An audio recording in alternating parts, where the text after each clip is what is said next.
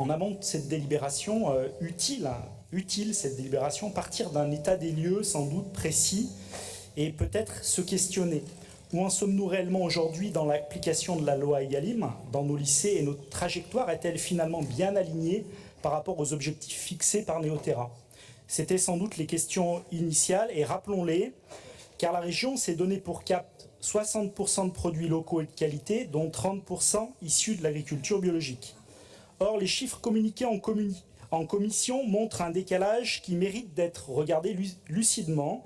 Aujourd'hui, les approvisionnements se répartissent notamment ainsi: 29% de produits locaux non bio, 14% de produits bio. Autrement dit, nous progressons, mais nous sommes encore loin de la cible régionale.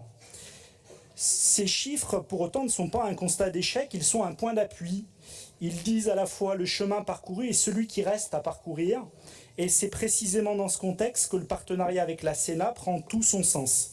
Je veux saluer ici l'engagement des coordonnateurs, des gestionnaires, des équipes de cuisine et des producteurs, car c'est bien sur le terrain et à la condition d'un accompagnement constant que nous continuerons à avancer. Cette convention prolonge par exemple les rencontres d'octobre dernier à Arcachon, où la Sénat, la région et vous, Président, avez travaillé de concert à l'amélioration du dispositif. Elle fait également écho au comité régional de l'alimentation du 3 décembre dernier à Saintes, au cours duquel 25 structures, dont la Sénat, ont signé le pacte pour une alimentation durable et locale.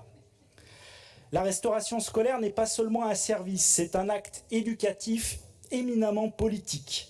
Pour de nombreux jeunes, c'est souvent le seul repas réellement sain et équilibré de la journée. Les groupements de commandes, donc comme l'Air Sénat, qui n'a pas été signé, et le Sénat, qui sécurise, organise l'achat et accompagne humainement et techniquement la transformation, sont donc de bon aloi. Et c'est vrai que l'application au Sénat vient d'ailleurs d'être distinguée, vous l'avez souligné, Monsieur le Président, au trophée de la commande publique, puisqu'il s'agit de ça, et notamment pour l'excellence de son algorithme qui a été effectivement choisi par le jury.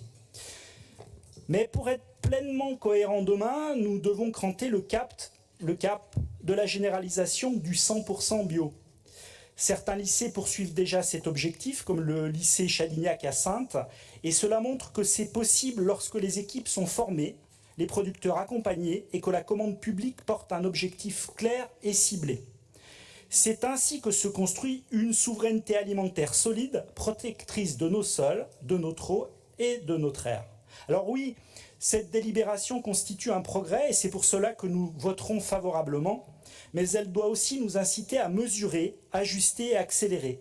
Chaque euro investi dans la restauration collective est un investissement pour la santé des jeunes, dans l'éducation, mais aussi dans l'accompagnement économique des agriculteurs, ce qui a été souligné en introduction par le vice-président, et peut donc répondre pour partie seulement, mais pour partie, à leur demande de sécurisation des prix et des revenus. Je vous remercie.